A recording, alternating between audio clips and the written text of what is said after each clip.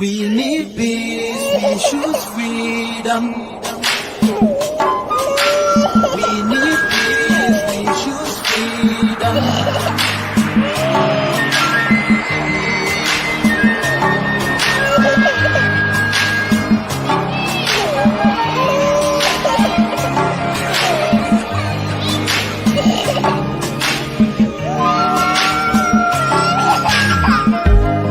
There was a nation living in peace and unity. Yeah. They are people with love and harmony. Oh, yeah. They saw greatness rise up to its purity. With another people of different culture, a different heritage, bias and oppressive. Oh, I see. A nation from trigger of Africa, rising with strength and might and power. In due time, nobody gonna praise us. Rather, you all gonna embrace her. With your flag, with your flag, with your flag, with your flag. Oh yeah. Let the tears of our mothers who lost their children be heard. Let the blood of our heroes speak from now till forever. Let the whole wide world know Biafra is our home.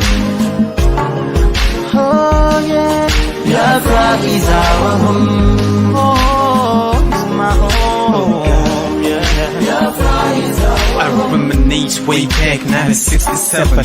Death toll on the blood couldn't count them even. Mama screaming, child squealing, pops on the ground. 2.5 years, over 3 million's gone. Why? Cause we asked for our freedom, and we're going back to our sovereign kingdom. They shut us down when we cried, the world said nothing. Sitting back in the crib, watching our suffering. Should I talk about the place dropping shells like rain? Suka had the first taste of a hero's blood. Abaganazo Bunigwe was stronger than flood, but the juke is too strong and fought them off on the chart. Thought the bloodshed's gone, then it came again. 216 and the massacre, it started again. So bloody name, I couldn't cry tears. Blood dripping down my eyes, water in my veins. We died trying to fight the cause and we're trying to break him. It's our freedom, but the world was against us. Wave your flag over Africa. Welcome people of Biafra. Wave your flag over all the world. See those people of Zion is here. It is the nation that the Lord has chosen for the people of Zion. It is the nation that the Lord has chosen for the people of Zion. We need peace, we choose freedom. We need peace, we choose freedom. Yeah. Let the tears of our mothers who lost their children be heard. Let the blood of our heroes speak from now till forever. Let the whole wide world know Biafra is our home.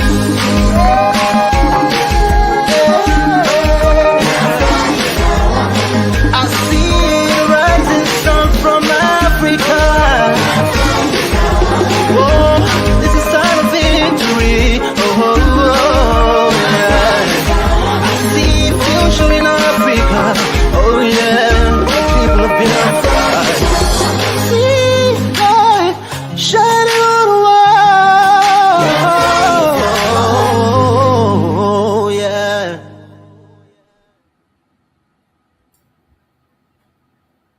What's that, Martin? We're not fighting each other. We know where we're going. We're going to get Biafra. There is nothing anybody can do about it. Absolutely nothing. Nothing.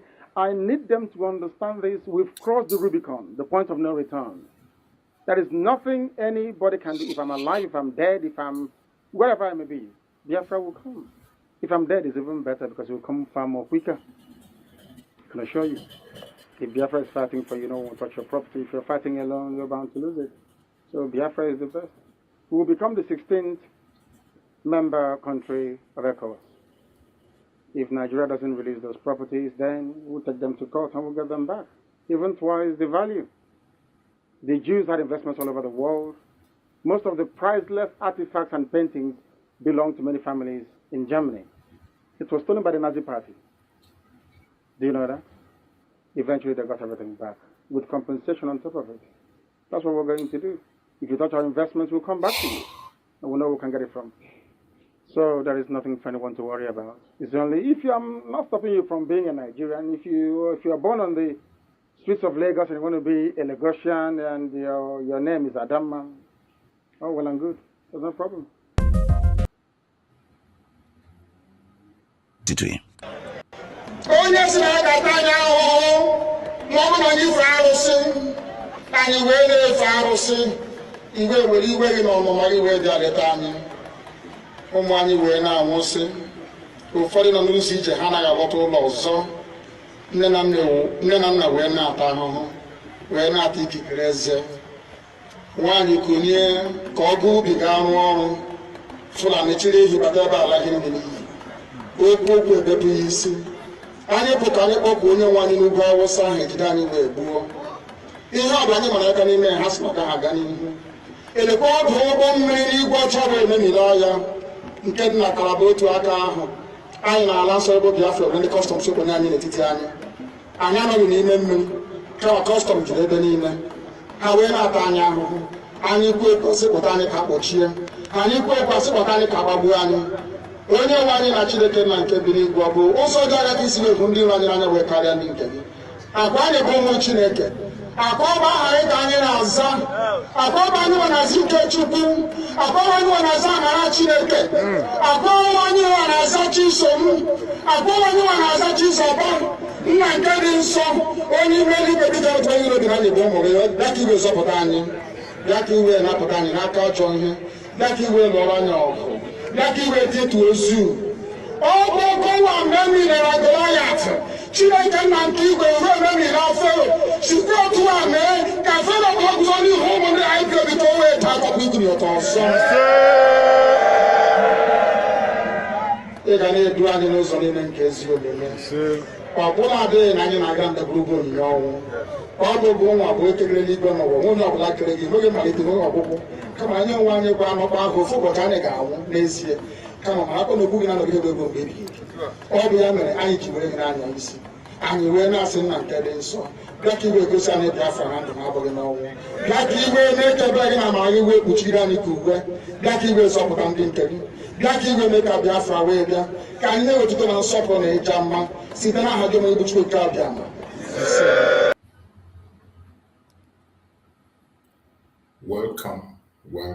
Welcome. Thank you for joining me on this very evening program. I appreciate every one of you that have connected wherever you're connecting from. Please kindly like and share the program on your platform, share to family and friends, share to everyone that is close to you. This is our evening section of the program. As always, we come here to give briefings, encourage Biafrans, and also show some things that are happening in the media of Nigeria for people to understand why we are doing what we are doing, the directions we are going, and what is obtainable. As I have always said, we must always focus on the reality on the ground. Focus on the reality. There are so many lies that are flying right, left, and center. Some people have chosen to tell you what you want to hear to make you happy. Some have chosen to follow their friend. Some have chosen to follow their emotion. But in this platform, we do not follow friends or emotion. We follow the reality on the ground. And how do you know the reality? It is you yourself that will make a research and get the reality. Not just by what I say. As you watch my program and you see what I do, look through, look on the ground. When I talk about reality, more especially in Nigeria, what is obtainable in Biafra territory? After looking through every single thing that is happening and what is obtainable, I have come to the conclusion that the only thing, the only genuine project that we have today is the release of Nnamdi, the release of Simon Ekpa. That is the only single genuine project that the Biafran restoration has. So whichever group you belong, whichever section you are, if you are sincere to yourself, Channel all your energy to the release of Nnamdi Kanu and the release of Simon Ekpa. Make sure they are properly represented in the court, more especially Mazi Simon Ekpa. Make sure Mazi Simon Ekpa is properly represented in the court that is coming up on his appeal. It is very, very important. The Finland government took us unaware on the first place. This time, we will not allow them to take us unaware. So I want everybody to know that the most important projects that we have, the most important and the only genuine project that we have is the release of Mazi Nnamdi Kanu and Mazi Simon Ekpa. I don't care the group where you belong. I do not care who you follow. I don't care your orientation or what your opinion might be. But I'm telling you what is obtainable. The reality on the ground. As I said before, in this platform, we talk about reality. Sometimes it might not sound good for you because of your own selfish interest. Sometimes you might not try to listen because of your own personal and selfish interest. But I bet you, if you keep all those hatred, bickering aside and look at the reality, what is obtainable, you will come to agree that the only project that is before us today that is genuine is the release of Mazi Nnamdi Kanu and Mazi Simon Ekpa. Because the release of Mazi Nnamdi Kanu and Mazi Simon Ekpa will bring unity among us. The release of Mazi Nnamdi Kanu and Mazi Simon Ekpa will bring recognition to us. The release of Mazi Nnamdi Kanu and Mazi Simon Ekpa will confirm the actualization of Biafra. We have done everything we can do. Through the direction of Mazi Nnamdi Kanu and the format put on the ground by Mazi Simon Ekpa, we have done everything. We have done it. The next heavy push to take back our land cannot be done effectively without their presence. Taking back our land entirely in the homeland cannot be done without their presence. And ask me why. Because we don't have the force to do it. We don't have the capacity to do it. The only people that have proven, tried, did something that we have seen, they are no longer in the picture. Mazi Nnamdi Kanu is not there. Mazi Simon Ekpa is not there. The Liberation Army have been scattered. And today, Nigeria have grown more bold in our territory than ever. Nigeria is much more bold in our territory today than ever. Now they are conducting operation to take the life of our innocent youths. They are boldly conducting operation. Nobody is confronting them. Nobody is challenging them. They are campaigning for their election this year, doing all kind of drama. Nobody is challenging. Nobody is talking to them. And because they have seen that boldness that nobody can challenge or confront them, what did they do? They pump out money to continue to distract the Biafrans, create enough confusion. That is what they are doing today. Creating confusion among the agitators is their mission today. And they are using same Biafran people, more especially Igbo Biafrans, they are using them to create confusion in their traditional Biafra. They are using Igbo Biafran paid. Even they have secured a platform for them on the national convention, national media. In the convention media in Nigeria, they have gotten a media for them where they go on the Igbo program once a week, 2 times in a week, to go and broadcast against Mazi Nnamdi Kanu, against Mazi Simon Ekpa, to push their propaganda. That is why we must not be silent. Every one of us must be strong. Continue to speak, no matter how little, even if it is only you. Don't give up. Do not give up. Even if it is only you standing, don't give up. We are not going to surrender this battle. Not now. We have come a long way. We have fought a great battle. And at this time, this is not the time to run away. This is not the time to complain. This is not the time to chicken out. This is time to be more brave than ever. To confront these saboteurs that have been paid. You know, before they are hiding, now they are no longer hiding. All the members of IPOB Nigeria, the Department of Saboteur, the DOS, today headed by Nnamdi Neka, they don't hide their mission anymore. The only mission they have is to remove Mazi Nnamdi Kanu from the picture Remove the loyalty that the people have on Nnamdi Kanu. Talk down on his personality. Talk down on him. Make sure that people take away their loyalty for him. But that is mission impossible because the loyalty that Biafrans have Nnamdi Kanu is organic. It wasn't forced. Biafrans genuinely love Nnamdi Kanu because of what he did. Biafrans genuinely love Samareba because of what he did. Every single one that love these our leaders believe and love them because of what they did. It is not because somebody forced them, not because anybody cajoled them. It is because they earn the respect from us. And somebody will wake up from the blues, try to destroy what they have built, and they think it's going to be easy. It is not going to be easy for you. It can never be a walk in the park. You can continue to try all you can. You can continue to push all your propaganda and blackmail. You can continue to make all your manipulation, but I bet you, you will never, ever, ever succeed. You will never succeed. No matter how you try, no matter the effort you put, you will definitely fail. Because the mission for the restoration of Biafra is a divine mission. And Chukwu Okike, who put that mission in place, we accomplish it. So this evening, we are giving a recap of what we did in the morning time. From pain to resistance, Biafra demand freedom for survival. Global action required. The reason we are asking for a breakup from Nigeria is not out of hate. It's not for any other reason. It's not because we are too smart. It is not because we are too intelligent.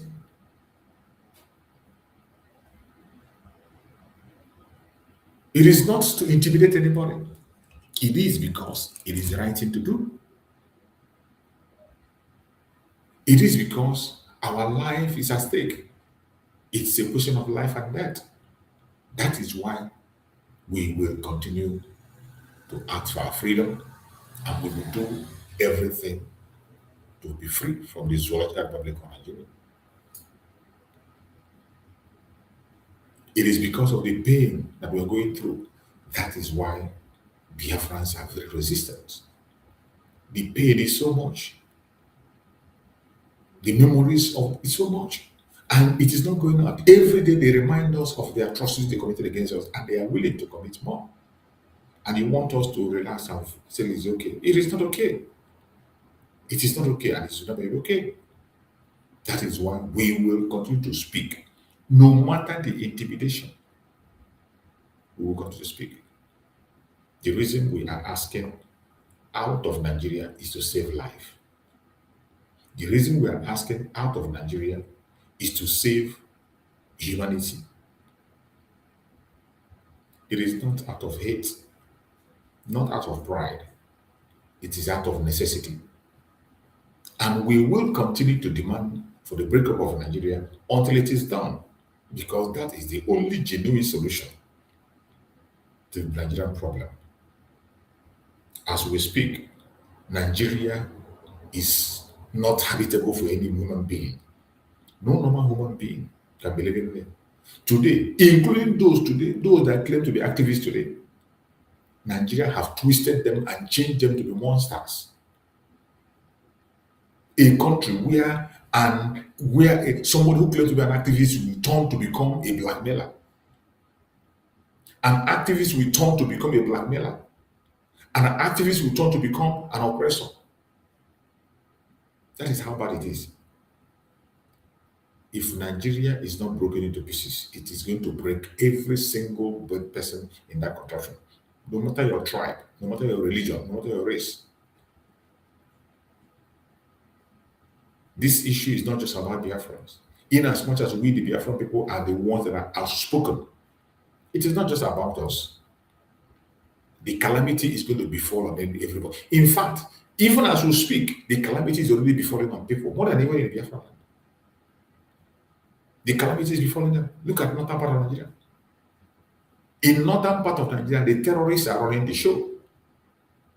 They are helpless. No government presence anywhere. Nobody is ready to listen to them. The terrorists are running the show in another part of Nigeria. And it will continue. And that is how it doesn't matter what you feel or what you say. That is the order of the day in the north today. In the southwest, the same thing. Terrorists are taken over. The only place that remains peaceful is still Biafra land. But yet, that is where you see their military coming to take innocent life. That is where you see the military conducting different kinds of operation, conducting different kinds of killing innocent people and taking innocent lives, making children orphans, making women widow and men widowers. That is what Nigerian government is doing in attention. The same thing the Boko Haram terrorists is doing in the north. In Biafra land, the people that are carrying that mission is the government terrorists themselves, in uniform. In uniform. And this is not a propaganda. This is a fact. Verifiable fact. You know, in this platform, we say things you cannot say in their conventional media. Information here, you can't get in their conventional media. Over here, we say it the way it is. Exactly the way it is. It's left for you to either take it or leave it. Our situation is not getting any better. That is why we must continue to demand for exit from Nigeria. We must. It is a must. We must continue to demand for exit from Nigeria, regardless of what they do.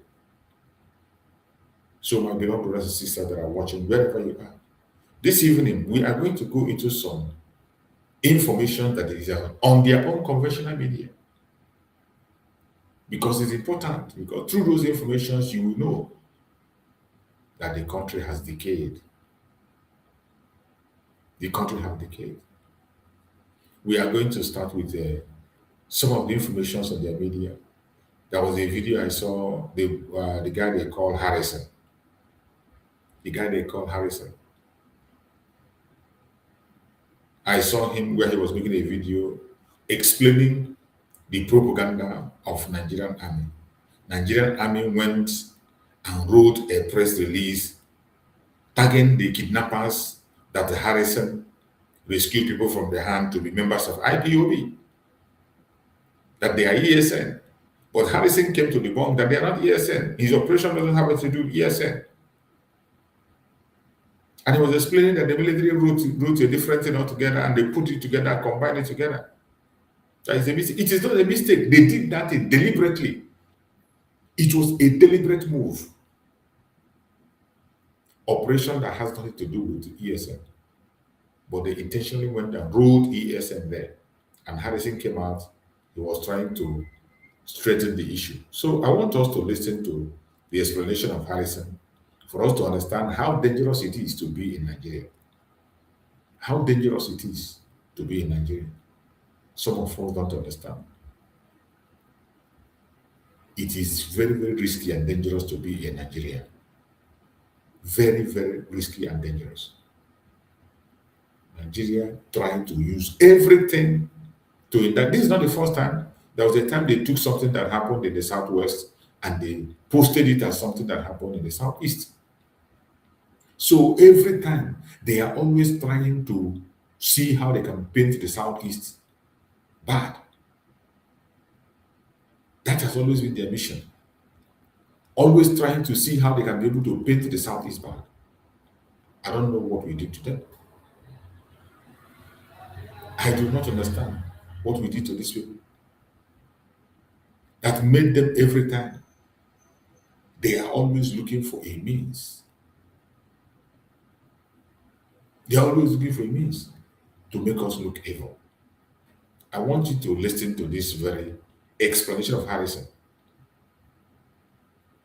Because the military intentionally took an operation that Harrison led and said that it was ESN that was arrested, that went and kidnapped.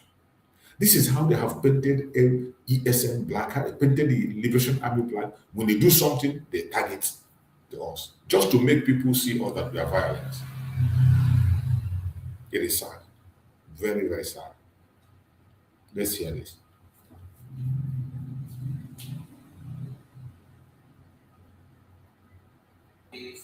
comment. Was ESN and all right, good morning. My name is Harrison. So I woke up this morning with messages, comment. Was ESN that were involved in kidnapping, ESN or IPOP that were involved in kidnapping, that you guys arrested suspected kidnappers, recovered guns, ransom from Adan, who's of one local government area of Enugu State. Was it DSN or IPOB? So I went through the army press release to find out where this whole stuff is coming from. And I have the release here, which is on Facebook, on X, and also on Instagram. All right. Now, what I discovered was, I think, the army dropped two updates. They use one post to make two updates. Okay, go through it very well, and you understand that what you are seeing there are two updates or in one release. I think the way you wrote it, I think it's kind of confusing. Reason why you guys are saying, was it ESN or IQ? For me, Harris, I don't even know how ESN or IQ looks like. All right, I've not met them before, but I know that I've seen people who support IQ agitation and who know. I don't know who they are. I don't want to know. I'm not.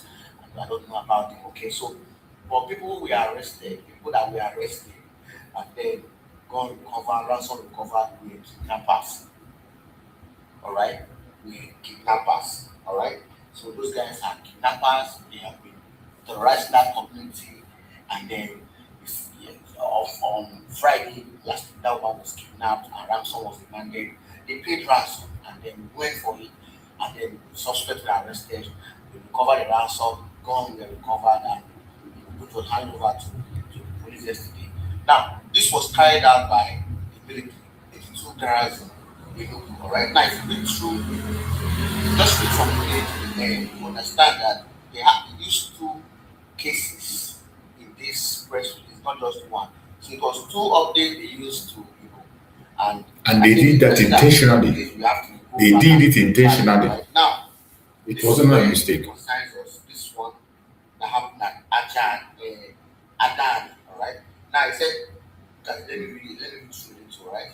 Now, in a related intelligence rating operation on the same day, troops of 82 division garrison deployed at Adan in Ozowa local government, acting on credible intelligence from the Department of State Services, tracked and intercepted ransom proceeds linked to a kidnapping syndicate.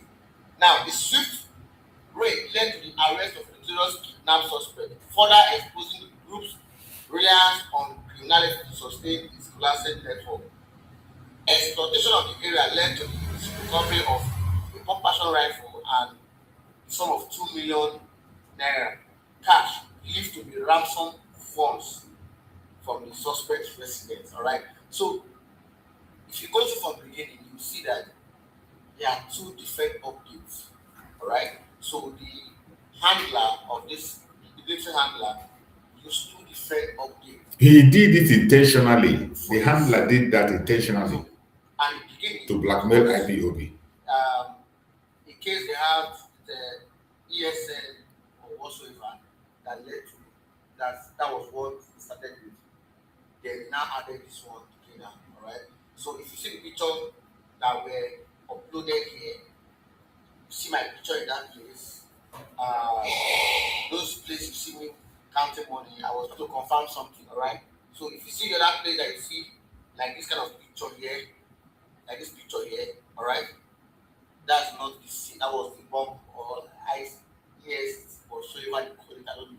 That should be everyone understand. So please let us try to be true and see the confusion in it. All right. So I think it's from the handler who posted this thing. So please, for clarification, I was not involved in the arrest of ESN or IPOB member. That is it. That is it. This is how they have been blackmailing us. Anything happen, they say IPOB. If they didn't say IPOB, they say Mazi Simon, they say Mazi Nnamdi. This is the blackmail. And they did that intentionally. It was not a mistake. It was never, ever. If you call it a mistake, that means you don't know what you're doing. That was not a mistake. They did that intentionally.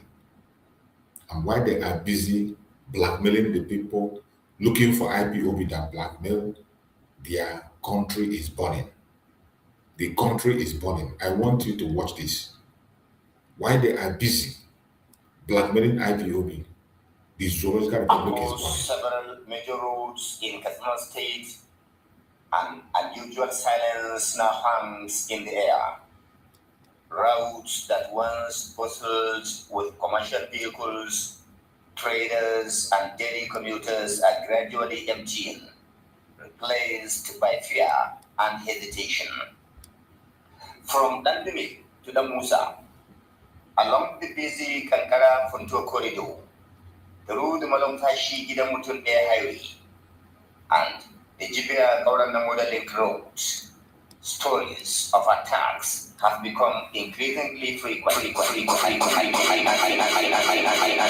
Residents say armed men, often on motorcycles, appear without warning. They strike at any time, sometimes in the dead of night, other times in broad daylight, leaving behind not just disruption, but a growing sense of helplessness. For drivers, the danger is no longer distant. It is immediate. Many say they now avoid certain roads entirely, choosing longer and more expensive routes just to stay safe. With the renewed attacks, traveling has become extremely risky. You can't predict. Instead of the military going there to save them, they are in the southeast conducting operations. Even though fuel is expensive, just to stay safe.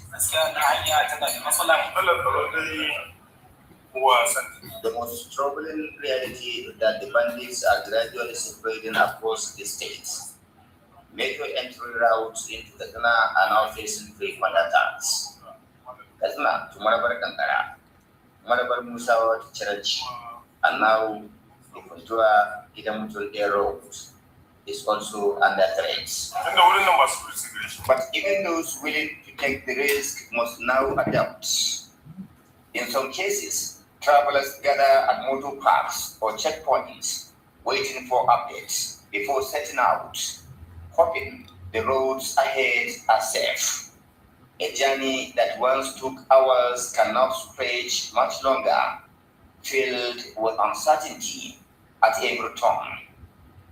And beyond the fear lies a growing economic burden. For traders, movement is survival, and without it, businesses suffer. Markets that once thrived on daily exchanges are now quieter, as fewer people are willing to travel. I used to travel to different markets to sell my goods. Now, I only operate where it is safe. My business has suffered. The impact does not end there. Farmers who had only recently begun returning to their fields during a brief period of calm are once again pulling back.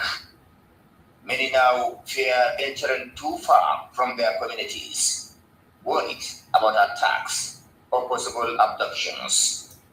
This growing hesitation is raising fresh concerns about food production and supply across the region. What is perhaps most troubling for residents is the feeling that hope is fading. For months, there were signs of improvement, an expectation that peace was gradually returning.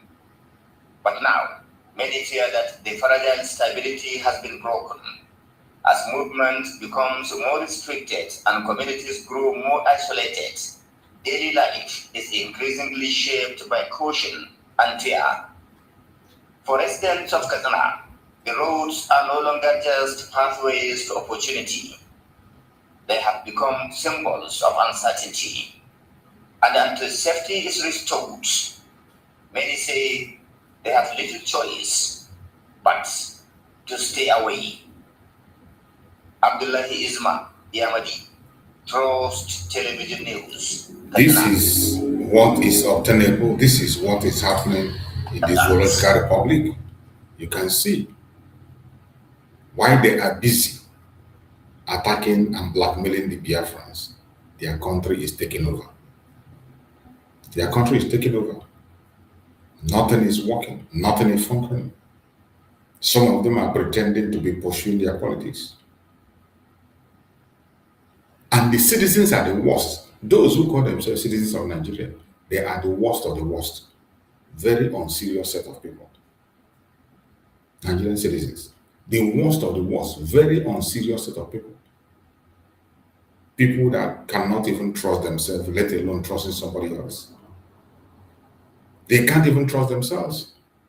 People that cannot fight for their own freedom. If you want to fight for them, they will be the one to attack you. The worst country you can ever think of.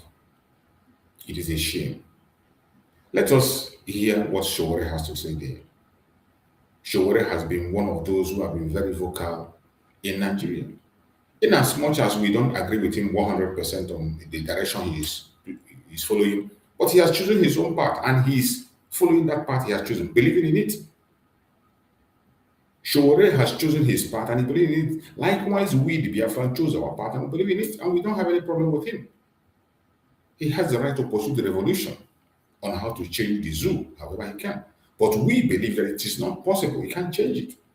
That is why we are asking for outright separation from the zoo. We don't have any problem with him. He has the right to do what he's doing, and we have the right to do our own.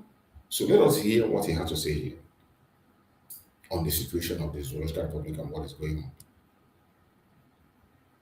By nature, not all of us, and we want the system of oppression to be preserved. By nature, not all of us, and we want the system of oppression to be preserved with the hope that one day they will become the oppressor, and that system will still be in place. And the worst thing anybody that is aspiring for freedom can do is to envy the oppressor. That is what is in Nigeria. Even though they complain about oppression, they actually envy their oppressor. Absolutely. They want to drive, they still want to drive the tactical convoy. Very They true. don't want a system that punishes the convoy system. So that when it's their turn, They will drive the convoy too. it will be our turn. We want to enjoy that. And I started knowing this during the Babangida regime. When we were fighting Babangida, I discovered that some of the people are fighting Babangida always tell us that Babangida is a man. That is Nigeria for you. That's somebody's oppressing. They always, even when he called himself an evil genius, they were happy to be addressing him as an evil genius instead of driving him away. Being an evil genius. Wow. So when Abacha came, it's the same thing. Majority of the people who said Abacha was the bad person ended up working for him because they envied that the way he flew through the ranks. That is why Nigeria has to be dismantled. If you don't dismantle it, anything you form on top of Nigeria will still be the same.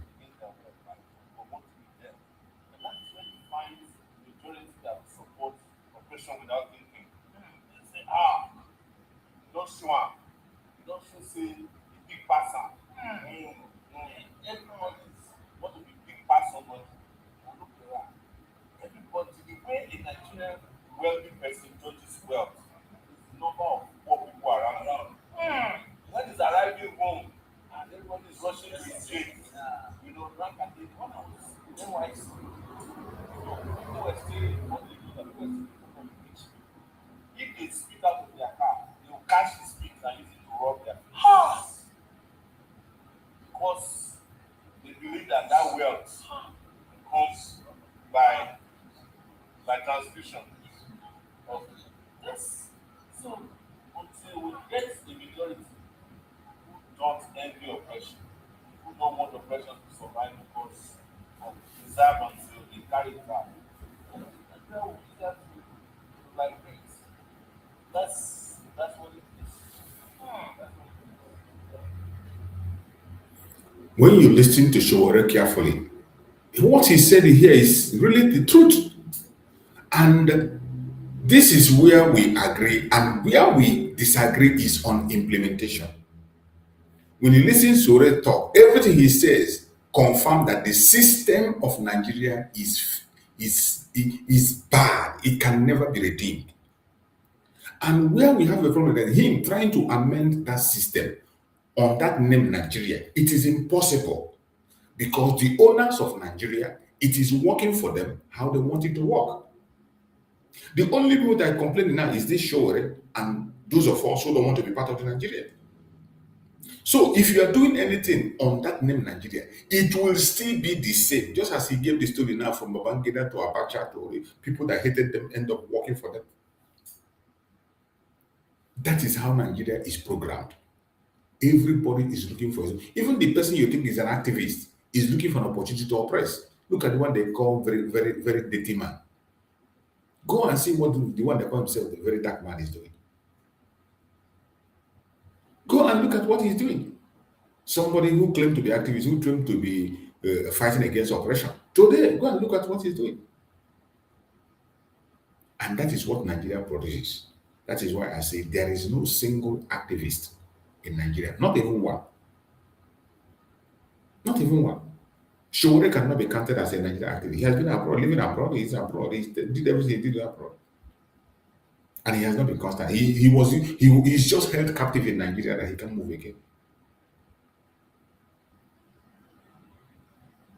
All these people that claim to be activists in Nigeria, all of them are looking for their own opportunity to do one thing or the other.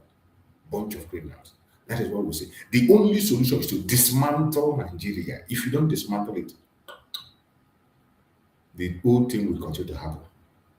That same thing you are running from will continue to happen. Let us also hear this speech from Shore. Let's hear what he had to say here too. He didn't ask me because I didn't say that he meant that. He said, Sahara reporter said. This one is in response to the one that called himself between him and very dirty man. But if he feels that the one who said it, that's his opinion. It's not, that is I worry about or waste my time and things I don't bother myself. Everybody, and this reiterate once again, everybody should enjoy the right to freely express themselves. The lawyer will make that man because my lawyer is here. When we leave this place, we are going to the Federal High Court to work on ensuring that the bail date is gotten and the bail application has been filed already. And the police filed the counter. As we speak, the police has withdrawn the counter application against his bail. So if we move the bail application, it will be unopposed and we can end all this. I think we all agree that this is going to end. And yes, and we'll move on from there. I may not move on because I find it hard to move on sometimes, but I believe that this is coming to an end, and it's going to end very soon. Yes.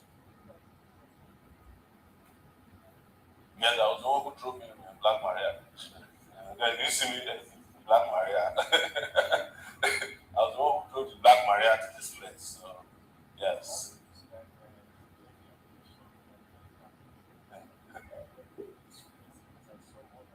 So go ahead and discuss the allegation. Yes. Yeah. So and you're just asking now that he said they should provide evidence of meeting with that. Did he provide the receipt? I'm sure that I was paid. No, don't worry about these things. When people get to this point, things get very petty, you understand? It's not new. This allegation was actually consulted by Reno Omokri in 2015, 2016. Where's Reno Omokri today? The people who brought Buhari to power worked with him for 8 years. All the people who said they hate Buhari, they are working with them now.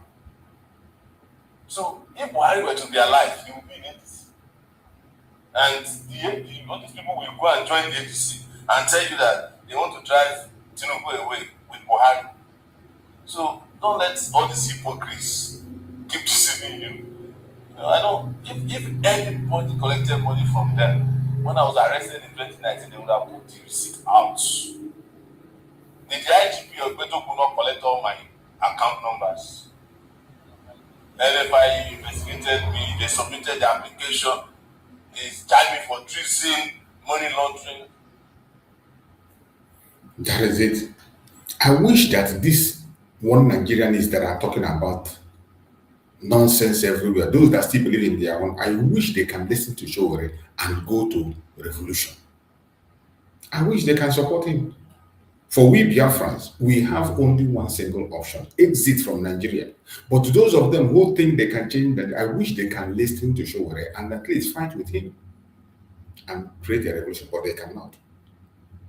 Every political season, they extort people. Every political season, they lie to people. Every political season, the same complaint, the same story, including the one they call P2B that is now running up and down. I want to play a video of what somebody said about P2B.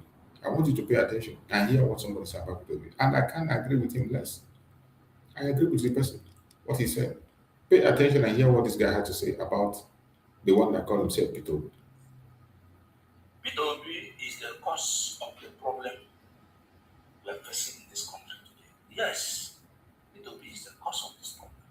All this suffering that Nigerian youth are passing through today, the cause of all this problem is P2B that causes it. Yes. Why do I say so that P2B is the cause of this problem? In 2023 presidential election, everybody voted for P2B. I traveled away from Port Harcourt, I launched in a hotel in Asaba just to make sure I vote my polling unit. Everybody voted for him. Even when we came back as asked, will we defend our vote? He said, if you are voting for me, P2B will defend your vote. But if you are voting for yourself, you will defend your vote. When the time comes, when the tension becomes too hard, when APC government have all results in the midnight, all the whole youth in this country want to take over the street. P2B now say it's going to court. That is how we do it. Cause the problem. It's going to court. When APC have the chief judge, when APC have everything, the lawyers and the judge, they have it in their possession, they are going to court. You can see that justice for Mohbad that was done by the youth was not actually for Mohbad that demonstration. It's the anger that is in the heart of the youth that was not leashed out. You know, whenever the sky become heavy, the rain must surely fall. The sky of protest was so heavy, the youth are ready to defend their vote. What P2B could have just done is this. Just enter plane, travel to overseas, hand over to his vice, Ahmed. And simple thing P2B could have just said that time. If you know who you voted for, go and defend your vote. If you vote for me, defend your vote. If you vote for APC, defend your vote. If you know the candidate of your choice you vote for, go and defend your vote. Then Nigeria state will catch fire. APC cannot do this rubbish that they do to us now. If P2B allow us to take over the street, this rubbish, this nonsense will not happen. So Nigeria, APC, this time around, the highest weapon that Jagaba have is the rigging of election. Mm-hmm. The only thing that gives you hope is a master in rigging of election. ATC, this coalition will become rubbish if you people cannot match power with power. Oh. We don't want to hear this time that we are going to court with the youth to take over the street. If they dare do that nonsense of rigging election this time, the youth to come out to defend your vote. This Nigeria belongs to us, and we must fix this country. In Jesus' name. This country must be fixed. This is their nonsense. Some of them, they talk rubbish. You think they have brain. Is it not the same P2B that is still coming out? You see, when they begin to make their speech, you think they are talking sense. But when you continue to listen, you see there is no sense in what they're saying. Nigeria is irredeemable. Nigeria can never be redeemed, no matter what you do. And when they talk about this P2B, after 4 years of P2B, what happens? Saying P2B should go and be the president is just like people who collect a bottle of mineral and bag of rice to vote. It's just the same thing. Supporting P2B is just like collecting money to sell your voter's card. That is what it is. Because if you go and vote P2B, after 4 years, what happened? The Janjaweed will come back. The terrorists will still come back. So how long will you continue to do that? And what do you think he can do in 4 years? When you see them talk, you think they have brain. You have just explained what Peter Obi did, and that was when he failed. If he was able to wage war at that time, at least he spent 8 years now, people will know what to do. But he sold that opportunity, and now he's coming back to deceive you. Come and vote for him. Even if he succeeds in being the president after 4 years, what happened? Because it's 4 years. The North will never allow him to go again. After that 4 years, what happened? He ruled Anambra State 8 years. Look at Anambra today, what is happening? To tell you that one person cannot change this. The system has to be changed from the grassroots completely, dismantled completely. They attend to Israel, everybody go their separate ways. That is the only solution. Apart from that, every other thing you are seeing is just a game and drama. And so far, you people want your drama. Enjoy it. Enjoy it. We are here. We'll be watching you people.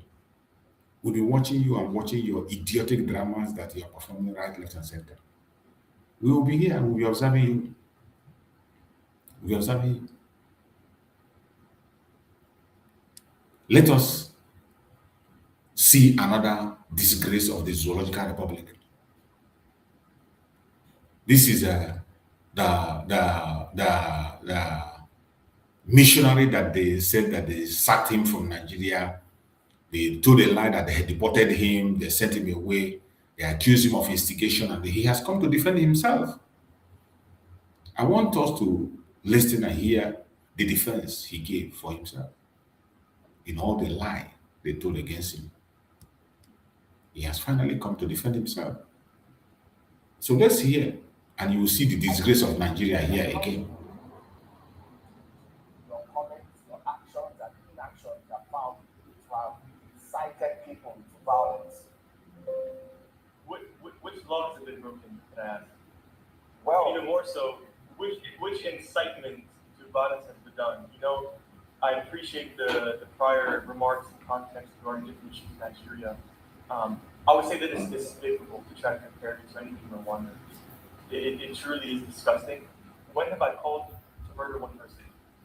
I've never once called for anybody to be murdered. I've called for people to be protected. The government is not doing their job. Maybe not directly. Slaughter. Maybe not directly. Maybe not directly calling for revenge attacks, but from what you're telling the people, they get more agitated and this leads to defend themselves. Violence.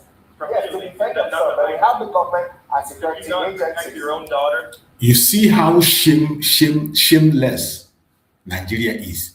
This is in their studio that Alex Biba is speaking.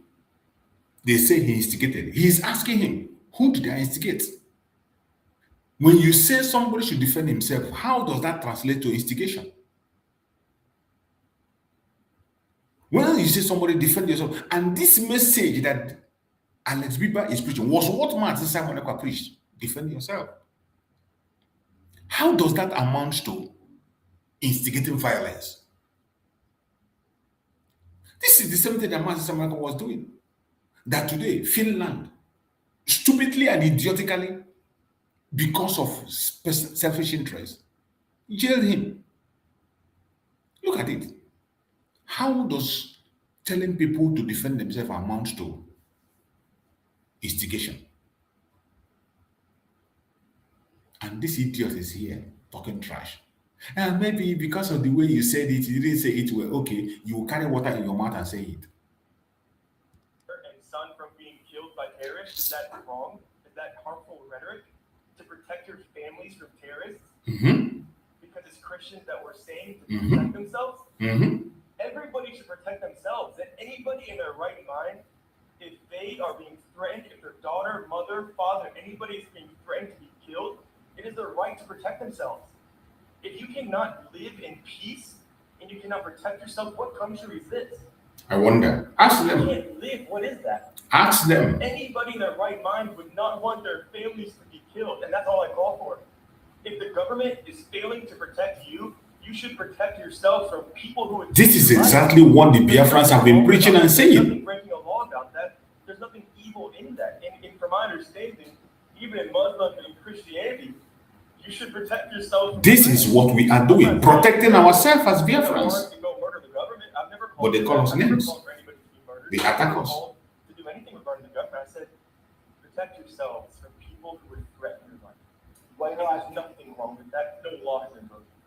there are also claims that there was a meeting you held with the local population, and after talking to them, there was a reprisal, a revenge attack that also led to the death of 2 other people in Plateau State. That was already done before I arrived. If you actually, what I noticed was the burning in the fire, the people had taken revenge, and that fire was actually where the attack happened, which I found out after I had left Anwarukuma. So they had killed 2 people, innocent people that were Muslims, what I was told, in revenge for the original attack.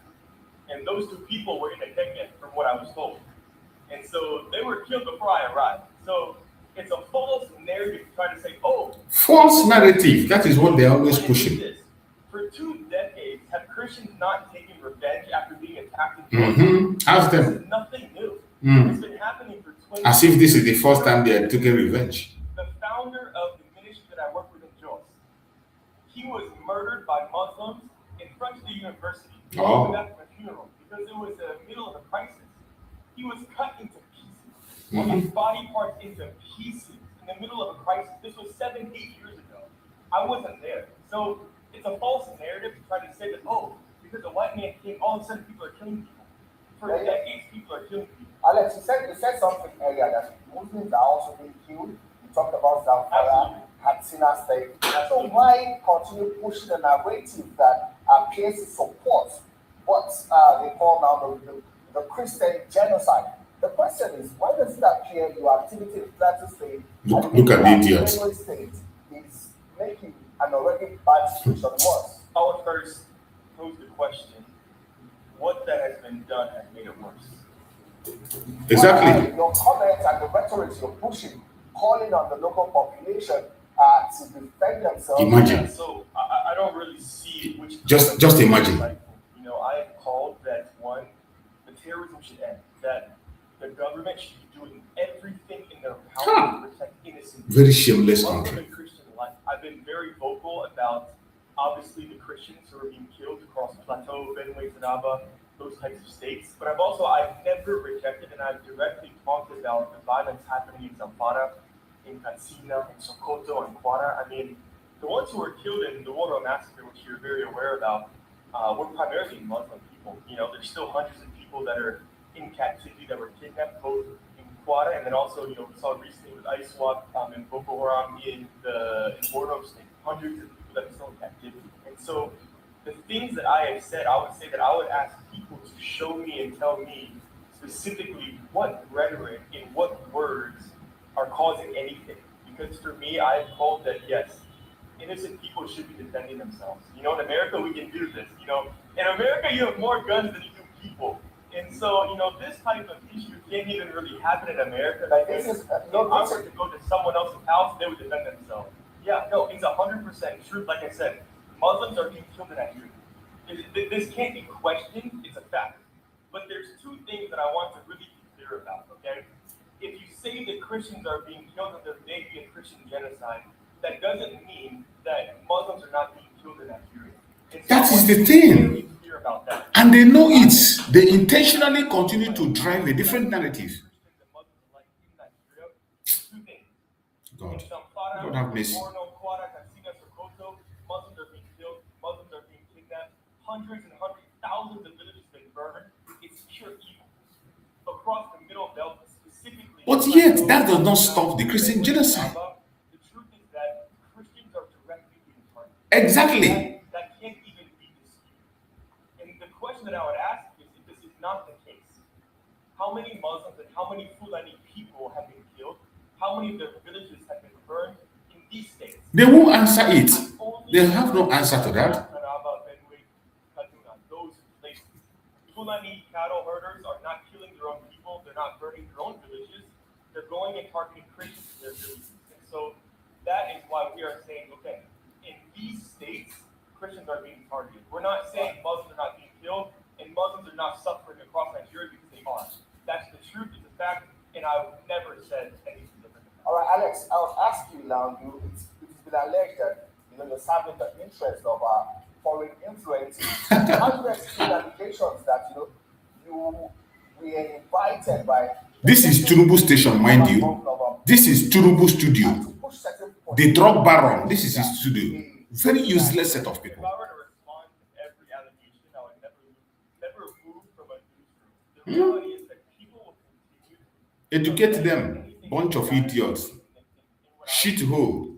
If you want to allege something, Disgraced country. there needs to be evidence or proof of such. You can't just say that I'm going to allege that this person is this person is that, this person has done that, but I have no proof of that actually being done. So if someone wants to say, oh, this person is CIA, this is foreign operative, foreign agent, what shows that I'm a foreign agent or foreign operative? Well, that's any type of proof or evidence at all, and even more so, which CIA operative or foreign agent is in the public? No, they think they are dealing with Nigeria. They just make up what. That is what they are known for. You can see my This life, station, TVC, where I mainly. play football, what state I'm from, where I do work, what countries I go to, what I build. I'm very open. I have nothing to hide. So it's on the burden of the people to show proof, not for me to disprove false allegations with no proof. All right, is this about a push for Nigeria's mineral resources, or just Imagine. about peace and finding Very laughable mineral resources. And how exactly are you going to work with government whose primary responsibility is to ensure the safety of lives and property? Which minerals have I sought? Thank you. Ask him. Or your answer. Regarding the minerals, I've never made comments regarding minerals. I've never touched the minerals. I built churches, I built schools, I rebuilt villages that have been burned. I stand for the oppressed. I stand for freedom. I stand for the innocent people to protect themselves from terrorists and people that would take their lives. I've never discussed minerals. I have no interest in minerals. I don't even know what minerals there are in Nigeria. I know there's tin because I saw tin miners mining in Buckingham. So I don't know where these allegations come from outside of people that simply are trying to slander, trying to spread misinformation and propaganda, to try to silence me, to discredit me, to try to shade over the work and the things that I'm saying and what I'm doing. But the reality is that truth is my greatest defense. Because truth cannot be argued. Absolutely. Cannot be argued. Allegations can be argued. Absolutely. Allegations. All right, When there's no proof and there's no facts, there's nothing for me to say. I can't disprove, but there's nothing to respond to. Exactly. All right, then. Alex, what next for you? You have left the country. You deny claims or claims that your visa was revoked, but now you have left Nigeria, Florida. Are there plans to return to continue the work? Absolutely, absolutely. I actually went to Quetta. I wasn't even supposed to be in Plateau during this mission. I went to Quetta to rebuild water. And when I got there, You see, it is this same station that lied and said he was deported. Now he has debunked them, shown evidence that he was never deported. His visa was not revoked, neither was he deported. This same station, they were the one that lied that he was deported. Now he is in their station, debunking all their lies. Tinubu government, with this their government station, came there and lied against him. Very shameless people. Government, the governor, the chairman, military, they said that we're not allowed to rebuild Water Village. They said there was a heightened security risk in that area. Mm-hmm. And so I had to reshape everything. I had to drive 20 hours through the night back to Plateau to figure out what I'm going to do and to reallocate those funds specifically for building in Buckingham Life. And so I'm waiting to still go back to Quetta to build for water. I have money specifically for that in the account for rebuilding. And so we're currently drilling. We're rebuilding a village in Buckingham, and so we even did some building in Kenny. And so, yes, I absolutely have plans to be coming back to continue that work. That's what I do, and I'm waiting to go to water. Alex, who is funding you? Who's funding your work? Yeah, absolutely. I'm very open about this. Imagine. In America, when it comes to nonprofits, the primary people that fund these types of organizations are one, you have individual people that give to charity. That's how nonprofits are primarily funded. Two, you have churches that give, and then you have also organizations that give. And so you have three pools of people that if they believe in what you're doing, they believe in the work that you're doing and how it's being done, whatever it is, then they support you with funds. This is how it works. What do they want in return? And what do they want in return? You think it's Nigeria? You don't get anything. It's charitable. You think it's in Nigeria that you do everything for gain? So that's how it works for charity. Everything in Nigeria is for gain. Well, it's a non-profit organization. Are you committed to seeing lasting peace or seeing the government, restore lasting peace to Nigeria and ensure that both Christians and Muslim population are protected? Seriously, yes. To me, it's actually a shame that I even need to speak regarding injustice and killings. And I would actually completely agree with what you just talked about, that if there was justice, I wouldn't even need to say a word. I would prefer that I could come and build a school, build a church in peace, not have to say a word to anybody, not be in the public eye. That's how I began in Nigeria. But because of how much injustice I saw and how every time I come, I'm getting reports from all these pastors, everybody kill. I'm like, how can I be silent? And so when I see those things, I'm like, truth needs to be told, justice needs to be served, and we need to speak for the innocent, speak for the oppressed. And so I am on the side of peace. I wish there was peace. I wish Muslim and Christian alike that people did not have to be killed. Whether I disagree with your beliefs or not, that's okay. I'm not going to kill you because I disagree. You see, that is Nigeria for you. A disgraced country. When Trump called them disgraced country, some of them get angry. They call a disgraced country. Everything is pointing to the fact that Nigeria is a disgraced country, and they will continue to disgrace themselves. Alex has just exposed all the evil, all the nonsense they are hiding. Their $9 million they paid the US is useless because the truth cannot be hidden. The truth cannot be hidden, no matter how you try. No matter how you try to hide the truth, you cannot hide it. It will be there staring at you, staring very, very clear at you. Mad people everywhere. Let us hear what Dele Farutumi had to say. Let's hear what Dele Farutumi had to say. Let's take on that delusion at its most basic level. The manifest duty of the state, the first of its many duties, the protection of life and communities. Just last week, the Brigadier General Hussein Momo Raima was killed alongside his group, another officer, a captain, master sergeant, and a private soldier. Probably more, because the first casualty in any war is the minimization of casualty. So lives become currency in war.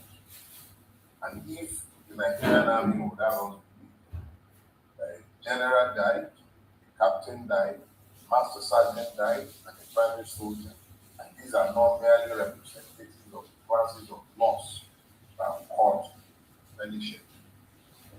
Who are we to argue? But even by its own admission, this past week, the Brigadier General was overrun in his base. Now let's understand that the Benishek base, like almost every other base in the Northeast and in every theater of war, you're not talking about a checkpoint. You're talking about proper hardened perimeters, even if it is not fenced, but hardened perimeters with armor, with multiple layers of security. And then in his inner core, you have the command structure.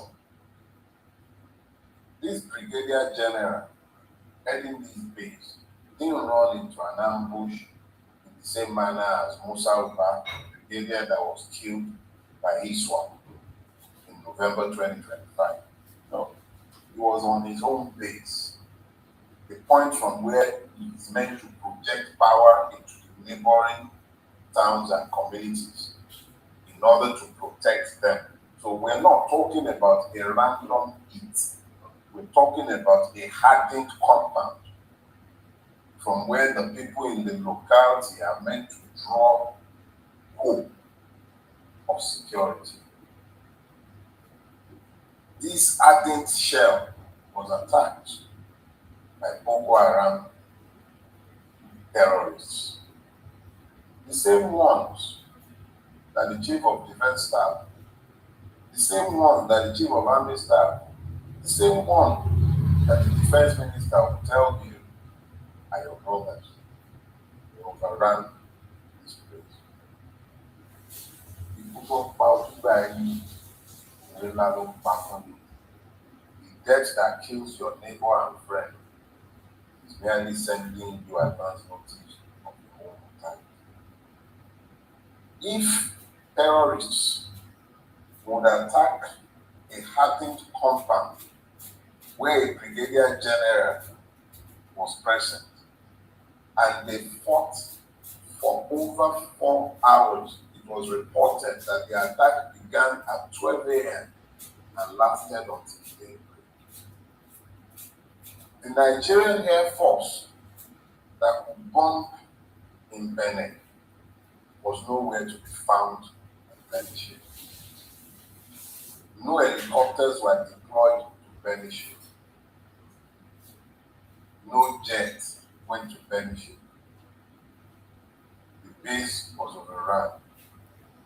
The Brigadier General was murdered. The state failed even its own primary servant, essential protection. The same country that can afford to buy yachts for the president.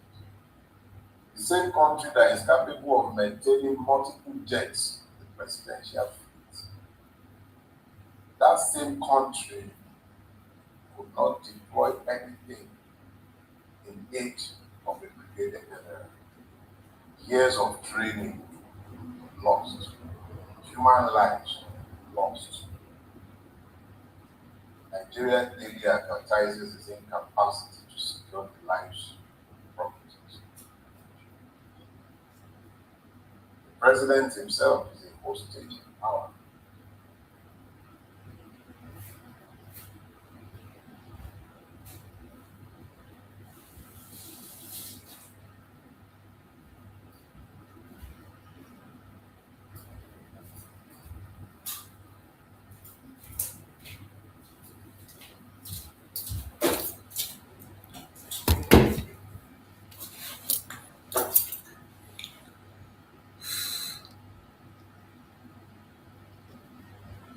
That is Nigeria for you.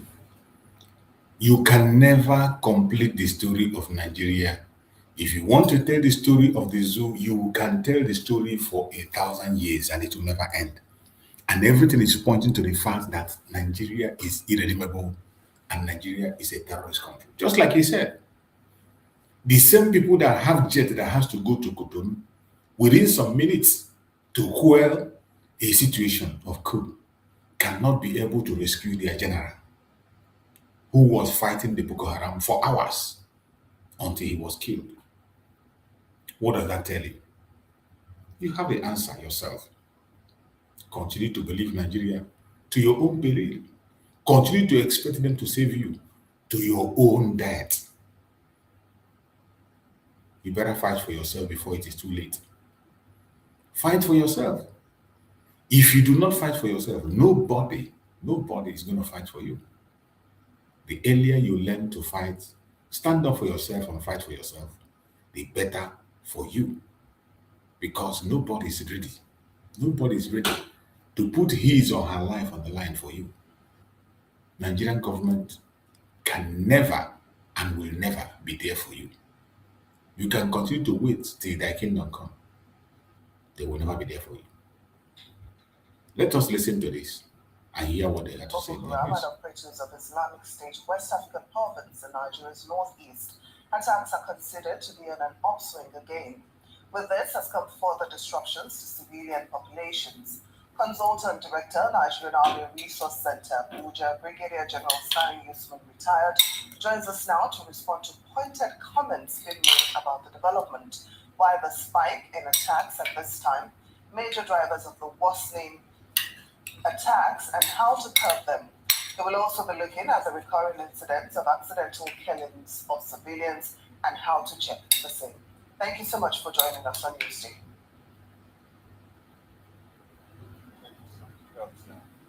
So, Brigadier General, please, can you tell us why you think we are seeing these attacks intensify at this particular time? Would you attribute this to operational lapses, evolving tactics by the insurgents, or external influences? Well, once again, thank you so much for having me. Contrary to what you are trying to insinuate about operational lapses, despite this brought about by quite a number of factors. First and foremost, anybody who's familiar with the counter-insurgency effort in this country within the last decade and more, you will understand that there are instances where climatic conditions to a large extent affect or have impact on, the activities of the terrorists. That is one. Then secondly, it's brought about by the renewed effort on the part of the security forces, particularly the armed forces, because as I speak with you right now, they are making effort to clear the stages of the Boko Haram strong holes in Sambisa. So quite a number of them have been dispersed, so they are looking for opportunity targets. Then the other aspect is taking undue advantage of the senior polarization of Nigerian society.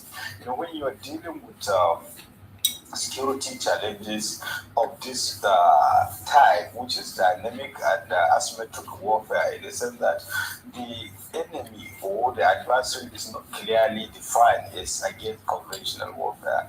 They have been, embedded within the society in most instances, and you know it. One of the steering powers of the terrorists actually is the people, the population. And I like to put it with the fish. A fish is only good when it is in the water. By the time you take it out of the water, so the same thing, just like they said, the press, publicity is the oxygen of terrorism. The same thing with the population is also the thriving in what do you call it? The force multiplier of the terrorists. So it is not even the number of people they have killed, but just to show that they are still alive.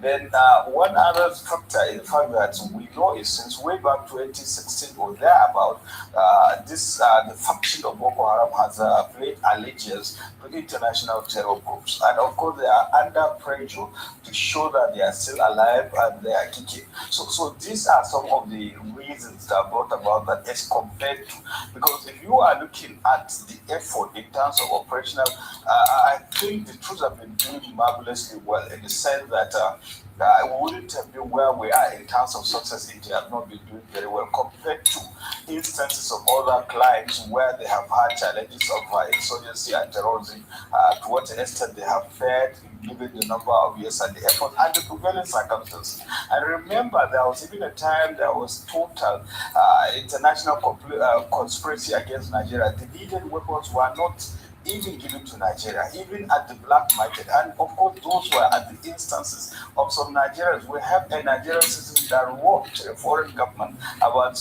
allegations of human rights abuses and others, hence the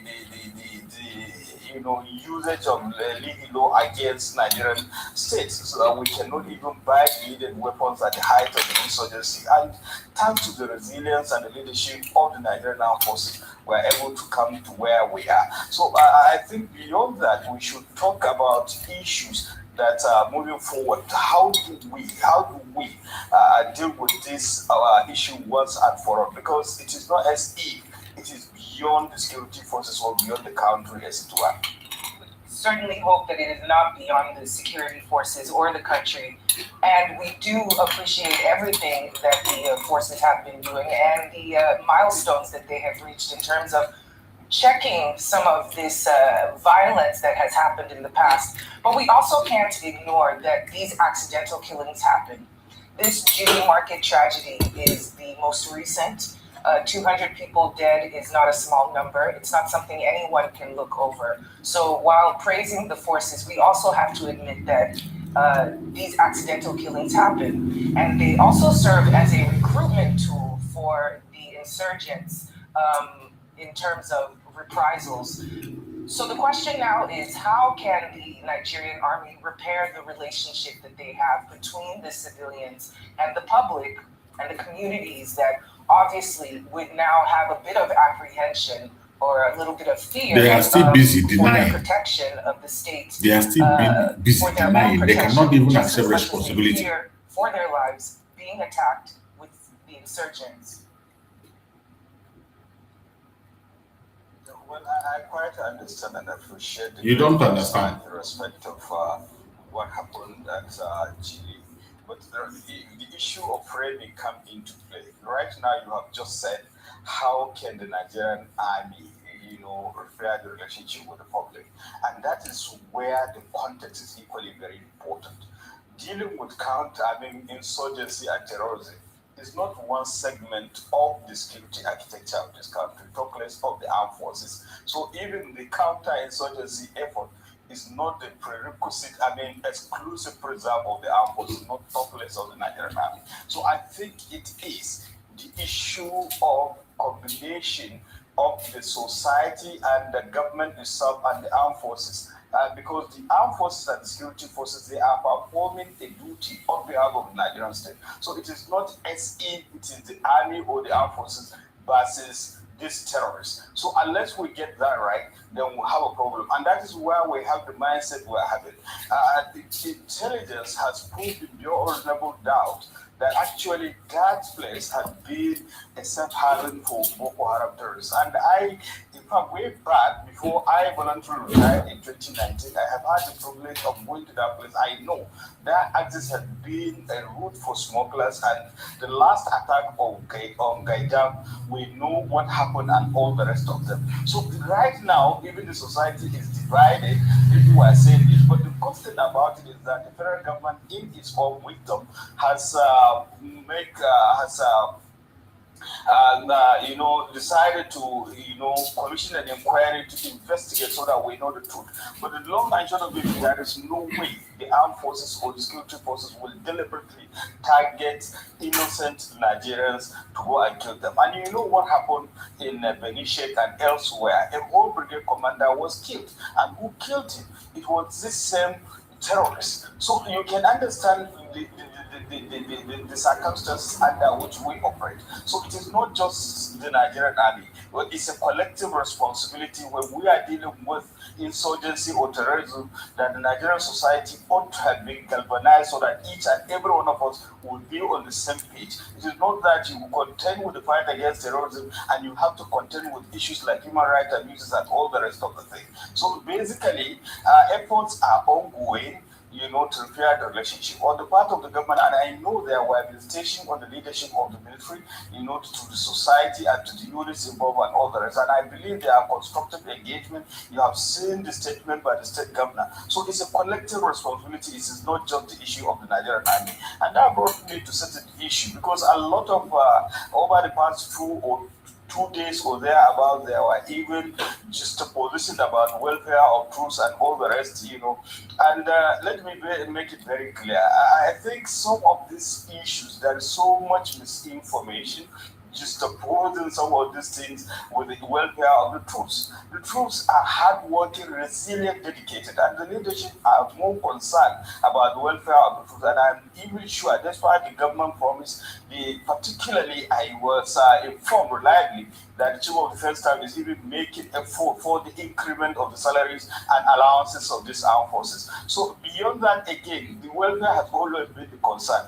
Contrary to stories going about just opposing that the issue of accidental discharge. And I know for sure for the armed forces of Nigeria, for long they have dispensed with the praise accidental discharge. Rather, they call it negligence firing because there is nothing that is accidental. So they are professional and they are very, very conscious of what they do. So these are some of the issues that we have to take into consideration and have a better understanding of the issue at hand. They are fighting the terrorists on behalf of the Nigerian state, and they are doing it professionally and responsibly too.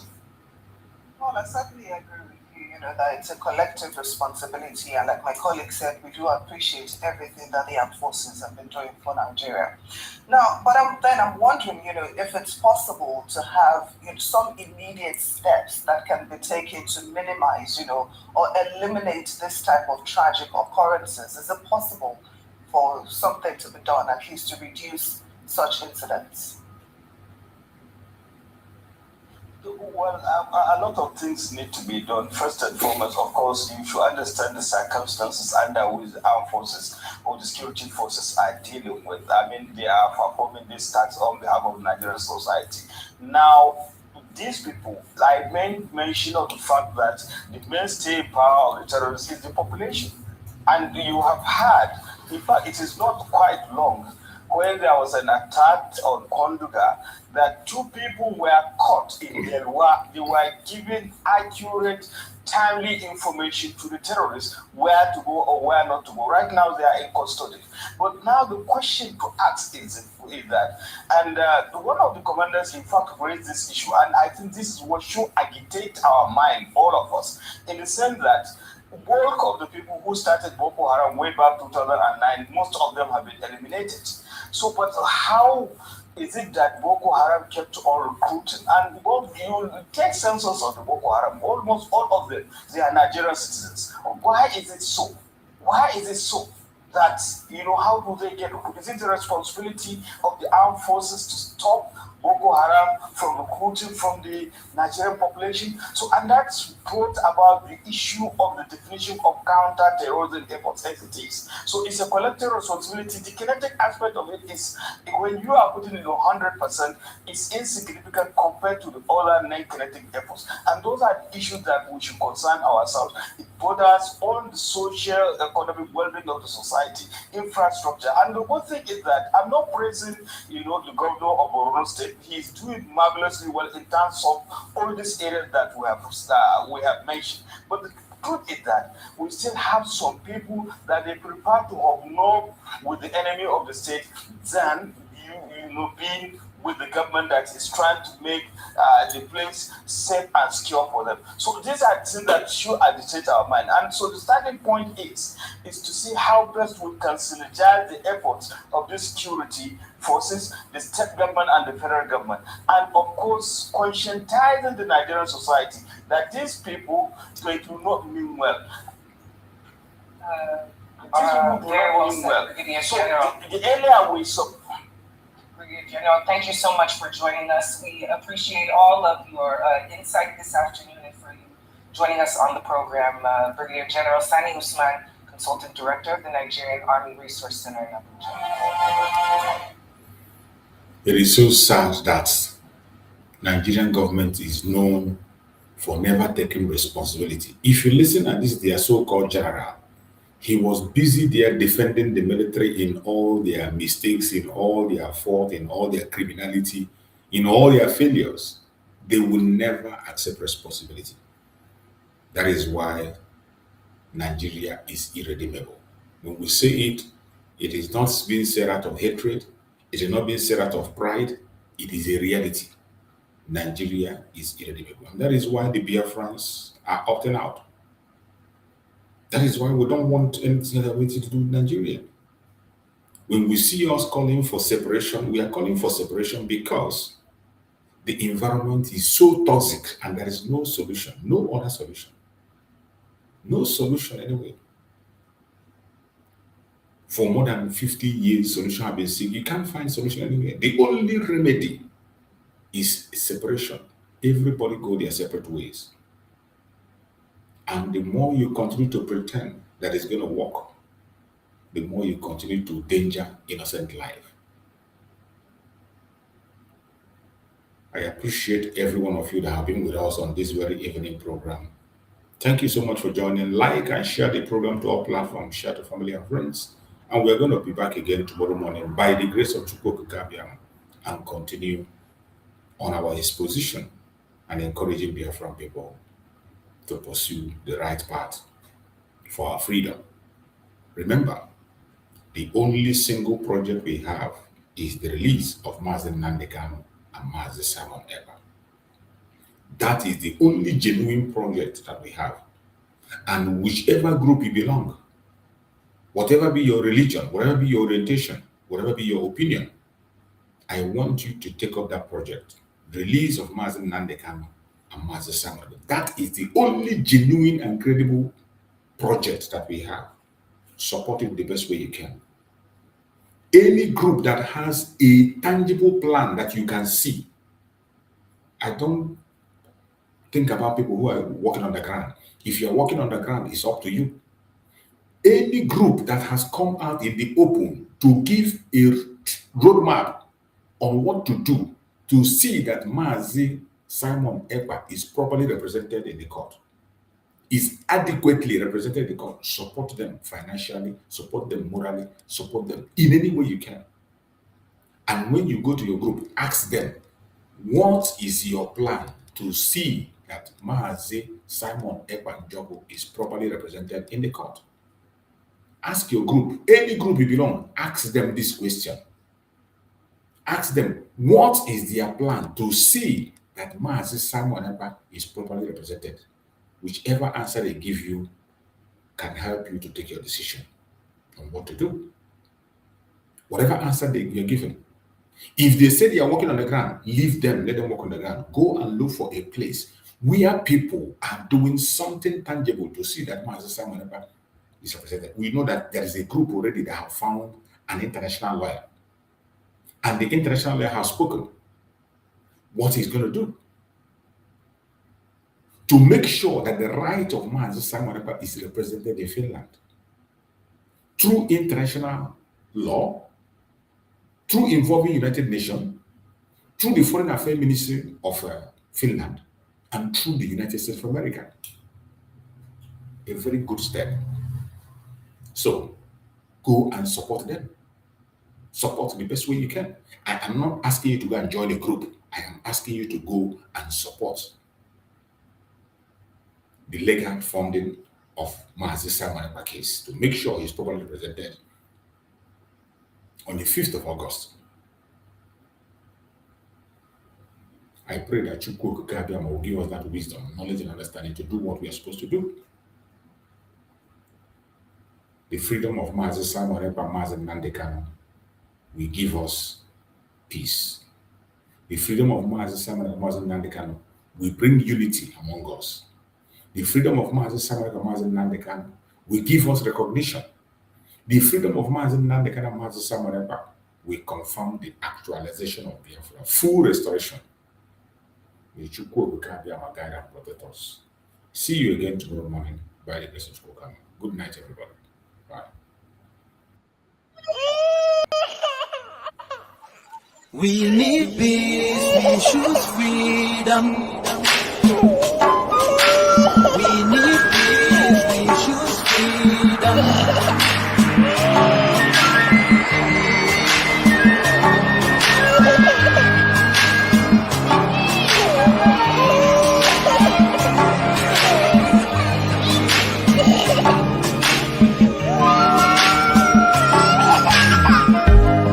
There was a nation living in peace and unity. Yeah. They are people with love and harmony. Oh, yeah.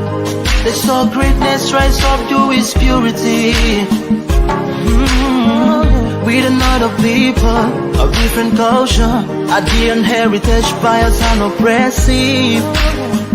Oh, I see. A nation from trigger of Africa, rising with strength and might and power. In due time, nobody gonna praise us. Rather, you all gonna embrace her. With your flag, with your flag, with your flag, with your flag. Oh, yeah. Let the tears of our mothers who lost their children be heard. Let the blood of our heroes speak from now till forever. Let the whole wide world know Biafra is our home. Oh yeah, Biafra is our home. Oh, it's my home. Yeah, Biafra is our home. I reminisce way back 1967. Death toll on the blood couldn't count them even. Mama screaming, child squealing, pops on the ground. 2.5 years, over 3 million's gone.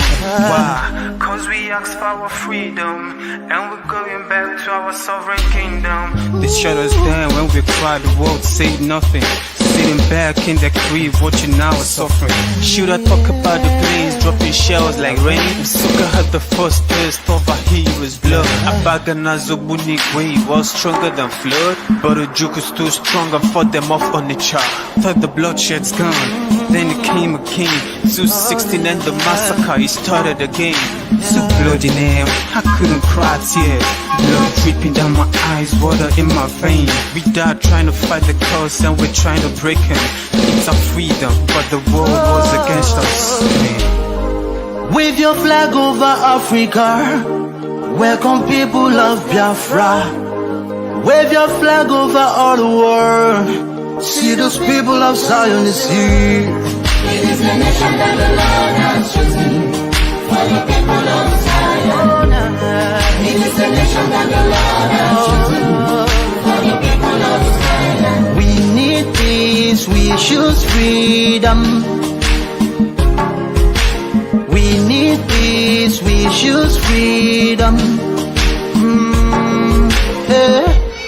Let the tears of our mothers who lost their children be heard. Let the blood of our heroes speak from now till forever. Let the whole wide world know Biafra is our home.